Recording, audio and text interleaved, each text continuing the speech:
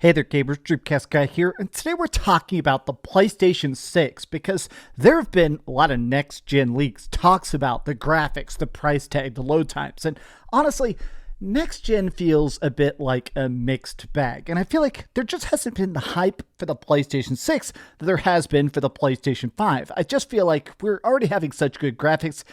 Something about next-gen feels, well, a bit impossible. Well, the new leaks that came out today are officially saying that Sony's plans are set in stone. They want the PlayStation 6 to come out in 2027.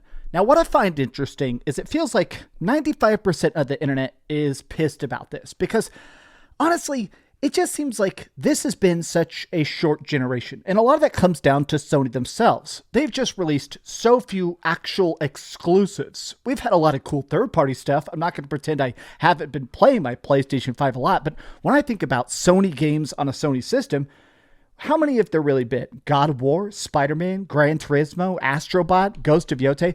There have been some, and they've been fantastic, but it just feels like next gen, there are still new games about to come out on the PlayStation 4.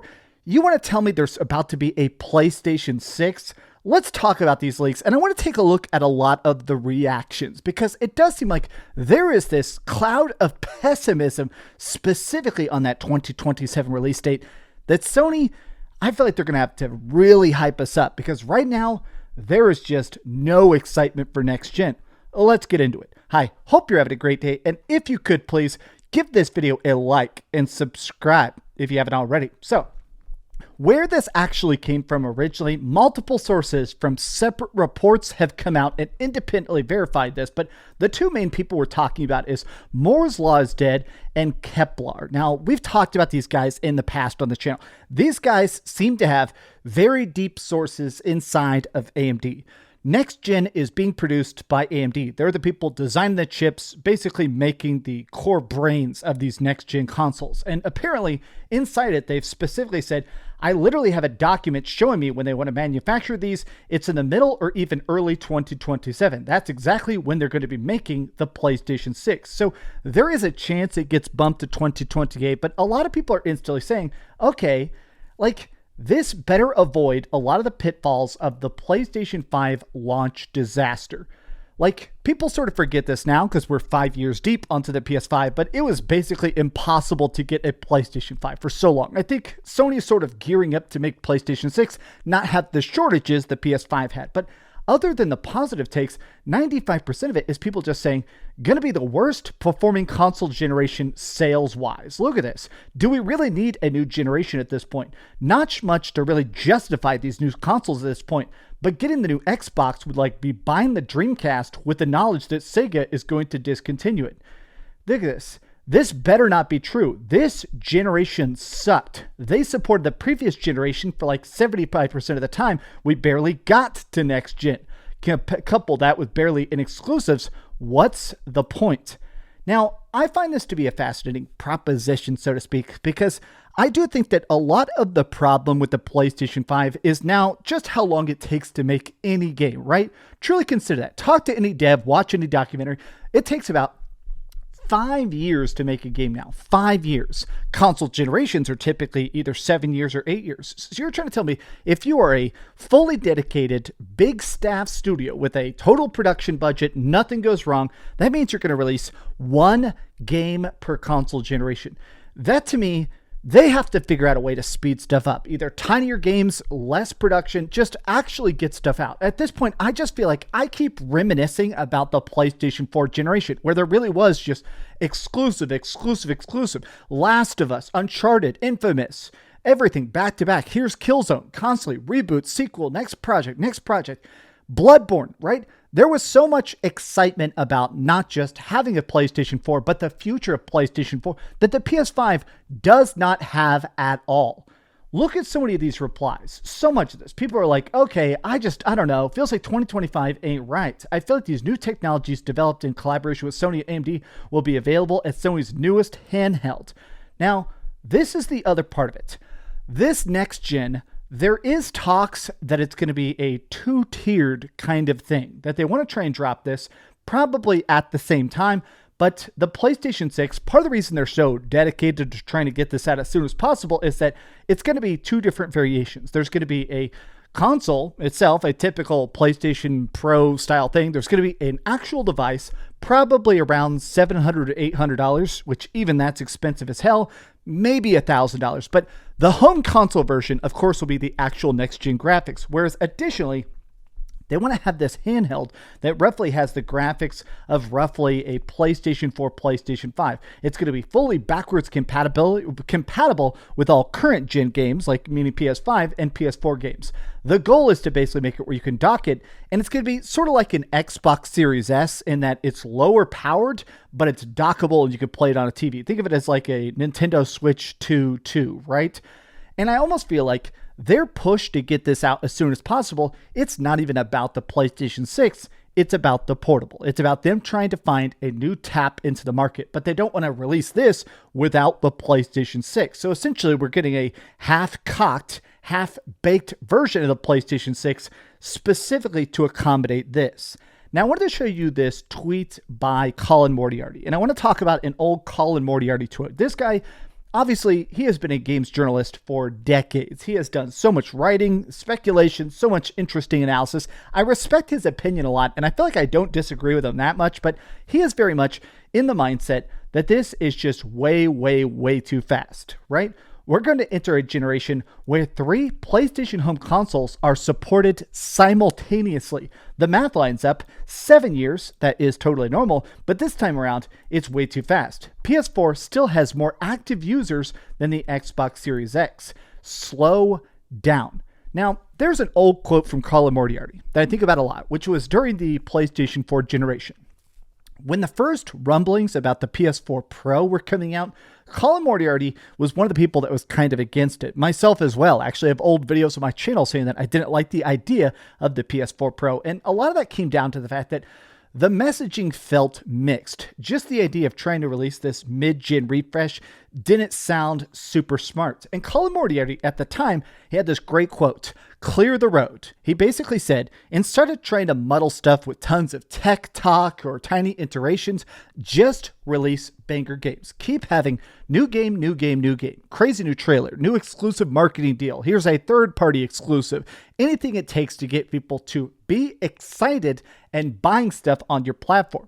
Clear the road, I feel like, is the best actual advice to Sony, because for the PS5 generation, they've blown it. Think about all the PS5 cancellations, studio closures, the amount of times they had something, they announced it, they revealed it, and then it just never comes out. Where's Fair Games? Where's Concord? Oh yeah, it's in the garbage can.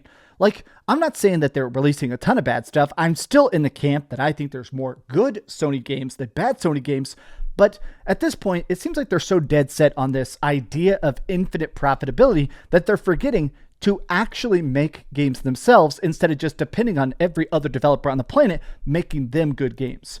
I saw this poll by Pio. I like Pio a lot. Pio is an account that predominantly talks a lot about PlayStation stuff. He's a big fan of Nintendo as well, but he has, in my mind, most talked about how fun it is to be a PlayStation fan. And he did this poll where he said, look at this. How do you feel about next gen? When do you want to have the next generation of PlayStation, right?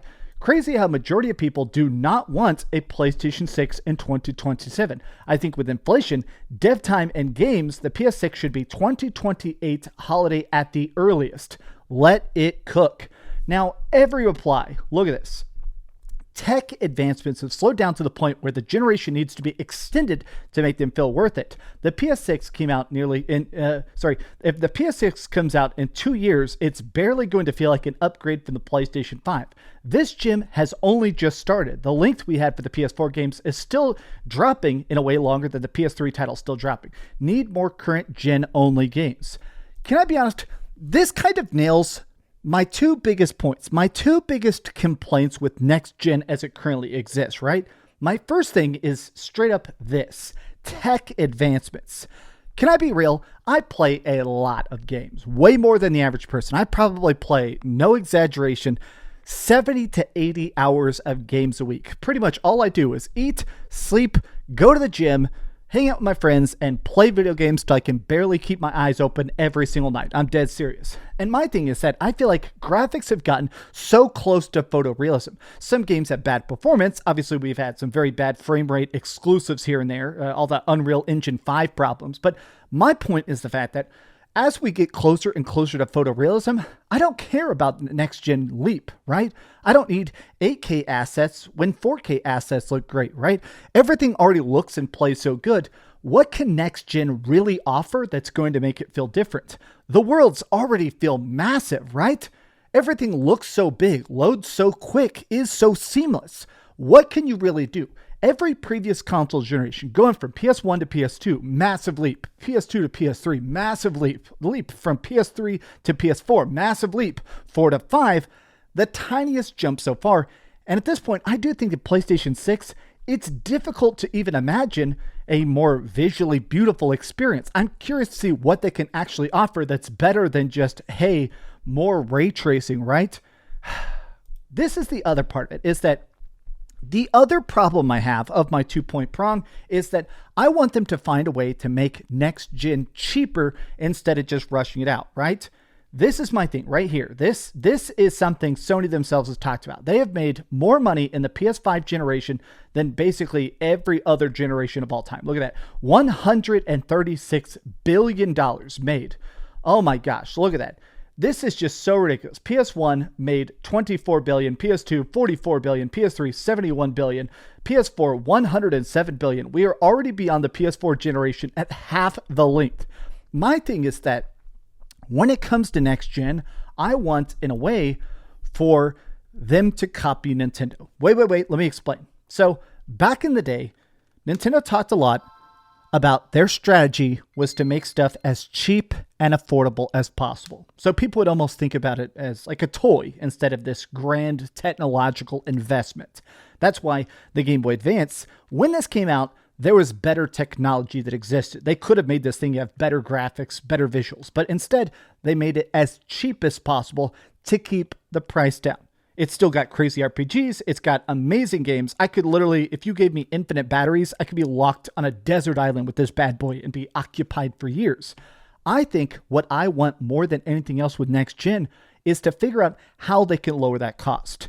If they drop the PlayStation 6 at 2027 and it's still that cutting edge check where they have to, oh man, production values are so dang expensive. If this thing costs $1,000, it's a failure. I'm going to say it. I consider this a $1,000 console. If that's what the PS6 itself ends up being, I will consider it a failure. I would rather them delay it until the technology is cheaper to manufacture so they can get it down to, I don't know, $600, $500, right? I want a cheaper next gen so that we can all enjoy it instead of it being this premium expensive market. I do truly think that the reason the PSVR 2 failed so bad, who's even talking about PSVR 2? I hope the lesson that Sony learned, that thing was as expensive as the console. If you want the PSVR 2 at launch, no games, no bells and whistles, just it, you'd have to buy the PS5 for $500, the headset for $500. You're $1,000 in the hole before you've even played a single game. My thing is that these high prices are what are sinking PlayStation more than anything else. It's sinking Xbox way more so, but Sony, you guys have some of the good games, but at this point, there are a lot of people that are going to start just getting pushed out of the market, playing only retro games or emulators or stuff that just doesn't cost you, months and months in rent for one freaking console, right? Look at the reactions over on the Gaming Leaks and Rumors subreddit. This is everybody being like, 2027 release, get ready for Intergalactic, God of War Egypt, and Venom to all be PS6 with a top it off. Yeah, look at that. Okay, I trust you. Everybody is like, bro, this stuff's going to be cross-generation. We've gone almost an entire PS5 generation, and we're still seeing a significant number of devs targeting the PlayStation 4. Maybe with the launch of the PS6, they might stop making PS4 games. With the rumored portable PS4, then devs are going to want to support it even more. This is my thing. Look at this. Can't wait to play the PS5 remasters. Oh my gosh. They'll remaster Concord. Don't worry, they'll remaster the remakes for more remasters. I want the best for PlayStation. I've put so many thousands of hours into my PlayStation consoles. I like PlayStation. I very much grew up with PlayStation. But if this release date is real, I can easily say This is the least hype I've ever been for next gen by far. I am the person, I was pounding the gong, excited for the Xbox Series X, excited for the PS5, and now here we are 5 years into it.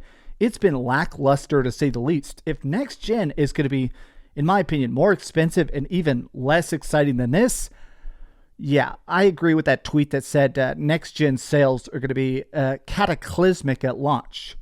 But what do you guys think? Are you excited about a next gen? How do you feel about this? And if they released it today, let's say even if they just tried to price it reasonable, if they say, hey, coming out in 2027, we promise it won't cost more than $700, would you actually buy it? What feature do you need to go to next gen? Because at this point, I do feel like better graphics, that's just not a selling point anymore.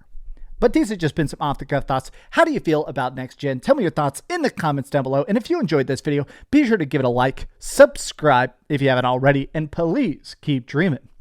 I'll make you a deal. If this video gets 4,000 likes, which it won't, but if somehow it does, I'll film a video without my hat on. You'll see just how bald I am. That's right. That's a promise.